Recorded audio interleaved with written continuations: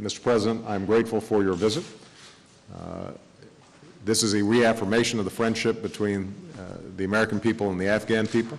U.S. President Barack Obama and Afghanistan President Hamid Karzai speak to reporters at the White House, putting on a display of unity between governments after weeks of a strained relationship. It's a real relationship.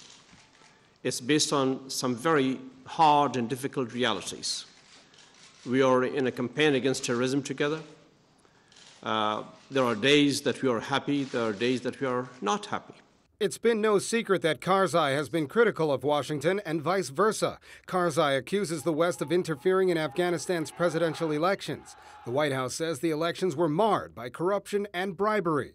This week, the two governments are working to mend fences and reaffirm their solidarity despite major disagreements on policy. We have certainly realized that public reprimands, sometimes bordering on public humiliation of President Karzai, or at least something that he believed was a public humiliation, public embarrassment, is not the way to deal with him. There are three key issues likely to be addressed: dealing with alleged widespread corruption in President Karzai's government, the increasing civilian deaths in U.S. and NATO military operations, and the question of whether to pursue a strategy of reconciliation or reintegration with the Taliban.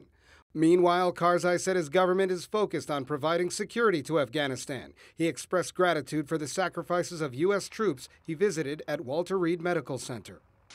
It was heart-rending, and there were other wounded too, just like I had seen in Afghanistan. President Karzai is on a 4-day trip to the United States to shore up support for the Afghanistan war at a time when more Americans are saying they're dissatisfied with it. In a margin of 52 to 44% in the most recent poll, more Americans are saying it's just not worth it.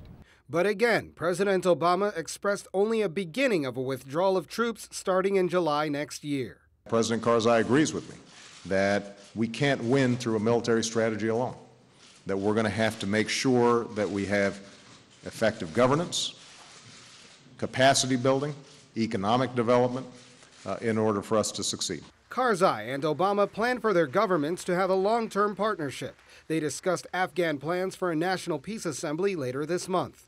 Colin, Campbell, the White House.